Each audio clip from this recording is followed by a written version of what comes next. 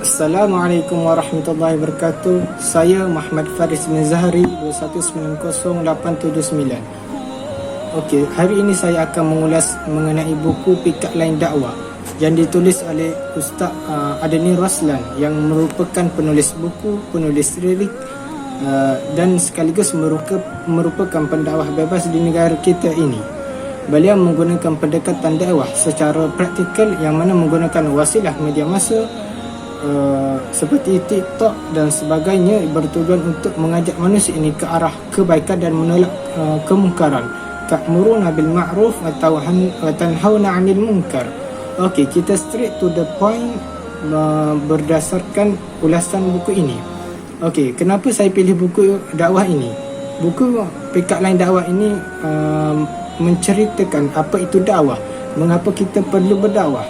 Okey, buku ini mengajar kita bagaimana untuk berdakwah kepada ahli keluarga.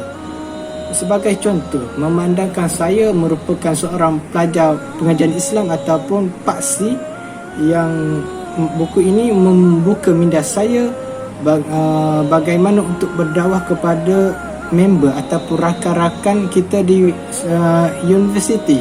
Bagaimana nak berdakwah kepada non-Muslim yang berada di sekitar kita, antaranya ialah menunjukkan akhlak yang baik, dengan yang mana dengan akhlak tersebut ia dapat menarik member kita yang non-Muslim itu ke arah Islam. Ni tak, pada zaman sekarang kita tidak dapat, kadang-kadang kita tidak dapat membezakan antara akhlak non-Muslim dan akhlak orang Islam, kerana isu sekarang banyak timbul berbagai isu gejala remaja yang amat merunsingkan, seperti masalah ikhtilaf, masalah couple dan sebagainya. Okey, dalam buku dakwah ini turut menggambarkan bagaimana kita untuk berdakwah kepada golongan LGBT, bagaimana kita ingin berdakwah kepada golongan staf-staf yang berada di sekitar UPNM, dan bagaimana kita ingin berdakwah menggunakan bakat yang sedia ada pada kita melalui penulisan, melalui nyanyian, lakonan dan sebagainya. Okey, saya akan kongsikan satu pikat lain yang menarik yang terkandung di dalam buku ini, iaitu apakah perbezaan antara manusia dan botol. Okey, manusia itu diibaratkan sebagai botol. Jika botol yang diisi, sebagai contohnya, jika satu botol ini diisikan dengan madu dan satu botol lagi diisikan dengan air pahit, sudah pasti nilai kedua botol ini sudah amat berbeza ataupun berbeza. Walaupun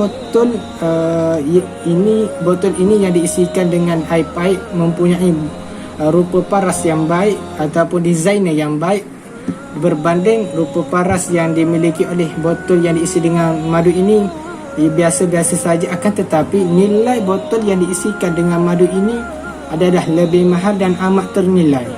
Bahkan botol yang diisikan dengan air pahit ini mungkin tidak ada nilai dan nilainya rendah. Okey, apa yang dapat saya simpulkan berdasarkan perbezaan antara manusia dan botol ini ialah nilai seseorang manusia itu bukan terletak 100% ataupun bukan 100% terletak pada rupa paras semata-mata ataupun kehansaman semata-mata. Akan tetapi nilai seseorang manusia itu terletak pada dalaman seseorang, yang dari segi akhlak, dari segi sopan santun, dari segi budi pekerti dan seumpama dengannya. Jadi itulah antara pikat lain saya rasa memberi simbolik yang hebat antara manusia dan botol.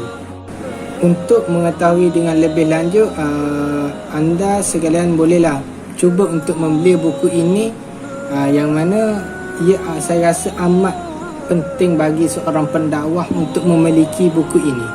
Sekian daripada perkongsian daripada saya. Wabillahi taufiq wal hidayah. Assalamualaikum.